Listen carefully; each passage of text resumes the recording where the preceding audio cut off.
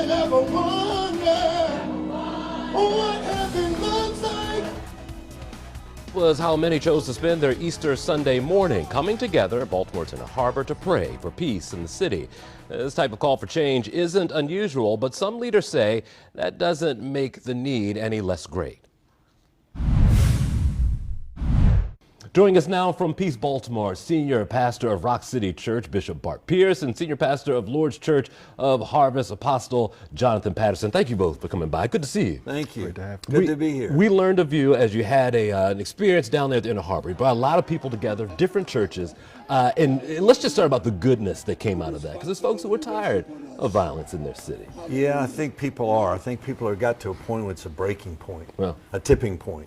And people have decided that something's got to happen, and the church plays a big role in really bringing about the community and bringing it together, and the church has probably not done its best job. And so we've been meeting together now. We got about 50 some pastors meeting together, and we've been meeting for about 7-8 months. And we just came to the point where we said, let's do something that's out of the ordinary.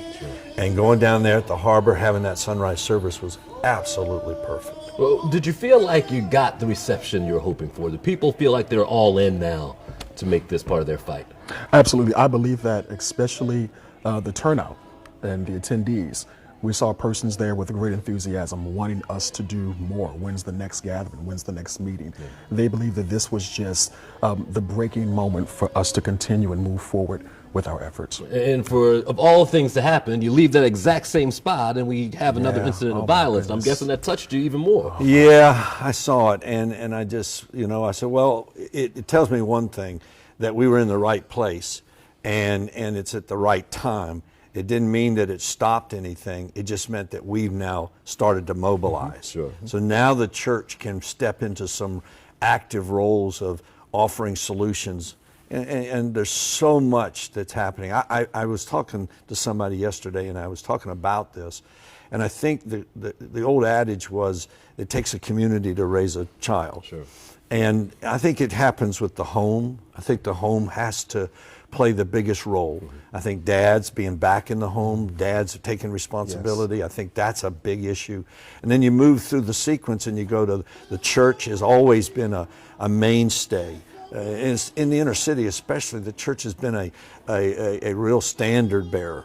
And I think the church has got to step into its role, not just in service of church, but in active, what do we do? And then I think you have businesses in the area have to take a role. There's investments they could do to better parks, to change things. We used to have the POW centers and to open up the places for these kids to have a place to go.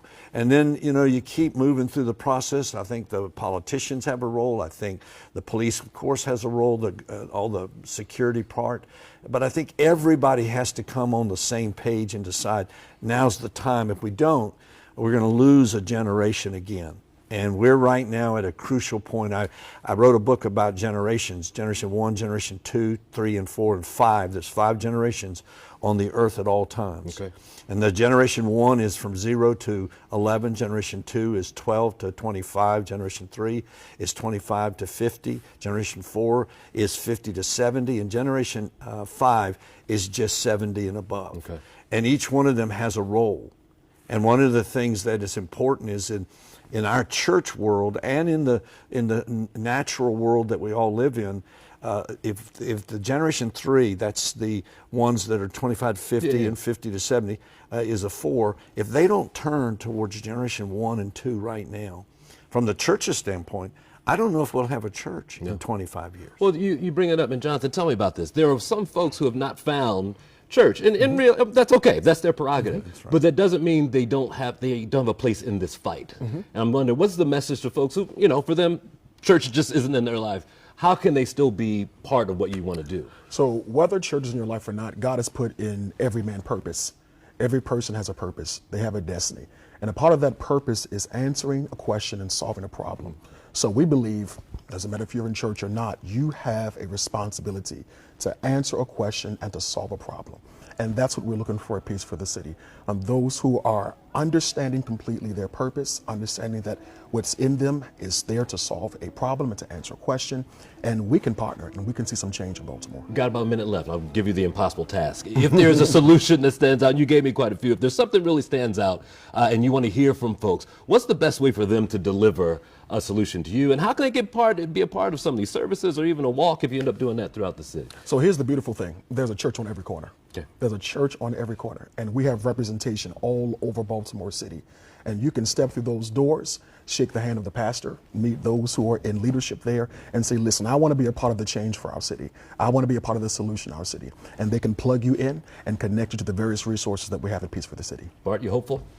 Very much so. I was a drug addict. Okay. And in and out of jail, shot at, and was actually given up on. Lost my parents when I was young. And one thing I realized was I found that there were people that really cared. And that's what turned me. The care for people that I didn't even know. I had a neighbor, she just used to love on me. And it used to like blow my mind. Yeah. And that's available right now. Our neighbors, we got to all begin to reach out and touch people, become relate. You know, the computer and all that's happened has made us go inward instead of outward. Sure. And having block parties and those kind of things and doing what we've done in the past can really make a difference. Excellent. Gentlemen, thank you. It's good to see you both. Thank you, Jason. Appreciate it, certainly.